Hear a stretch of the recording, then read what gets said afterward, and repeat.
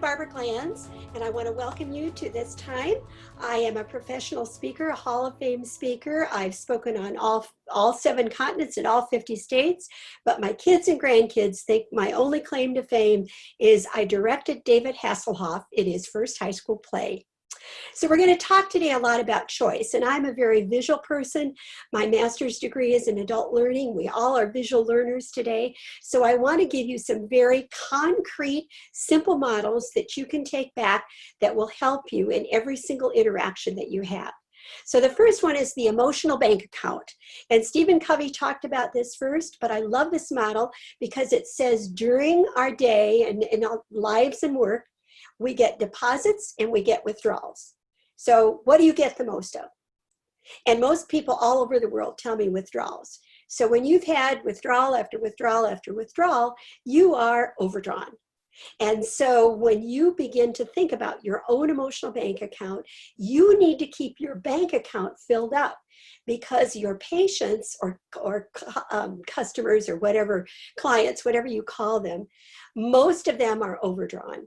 And so they're lonely, they're sick, they're in pain, and they need to have their emotional bank accounts filled up as well. But most importantly, keeping your own and also those of your coworkers, because you can look at someone and know whether they're overdrawn or not. So lots of ideas. Think of 3 things that you can do for yourself to keep your own emotional bank account filled up. I take 5-minute vacations. If I can, I go out and walk around the building. If I can't, I go to the ladies' room, shut the door, and I go to the Bahamas for 5 minutes. And I can do anything I want, cost no money.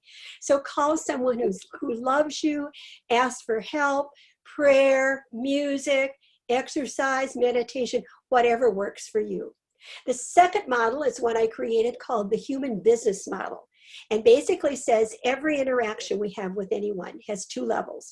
The business level of meeting whatever their external need is, but there's also the human level, which is all about how they feel in that interaction. And so all over the world, I ask the question, how many of you have gone to a doctor who's treated you only on the business level? And every hand in the room goes up.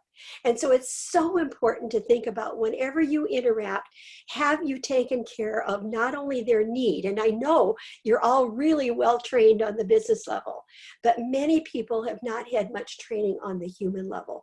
So making that human level connection, saying, I see you, you're of value, you are important to someone. And when my husband was in the hospital for 38 days before he passed away from lung cancer, I watched people coming in and out of his room. And so many of them just did the business at hand and didn't make any connection with him. And I watched his face afterwards and it just dropped. It was like all he was a body lying there. And so you have the gift of giving that deposit to every single person, not just your patients, but every single person that you meet. And so the third model that I created for myself because I wanted to see and measure the difference I could make every day has 3 columns. It says your choice in every interaction. So there's a minus column, a 0 column, and a plus column. And it basically says every time we interact with anyone, if we discount them and make them feel less important than us or the organization, that's a minus. If we just take care of their business, and I call these folks slot fillers, it's a 0. But when we make a human level connection and say to someone, you're of value, you're important, we leave them with a plus. That's so important. And I want you to leave with that tattooed in your brain and think about every interaction you have. Have you thought about giving that person a deposit? Have you remembered the human as well as the business levels? And have you always tried to create a plus? So this has become a philosophy of life for me from Mother Teresa. She says, be kind and merciful. Let no one ever come to you without coming away better and happier.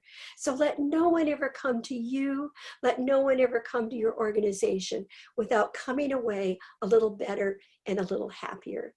And I want to end with a poem on kindness that has meant a lot to me. Is anybody happier because you passed his way? Does anyone remember that you spoke to him today? Can you say tonight in parting with the day that's slipping fast that you helped a single brother of the many that you passed? Is a single heart rejoicing over what you said or did? Does the man whose hopes were fading now with courage look ahead? Did you leave a trail of kindness or a scar of discontent? As you close your eyes in slumber, do you think God will say, you have earned one more tomorrow by the work you did today? Thank you so much, and God bless.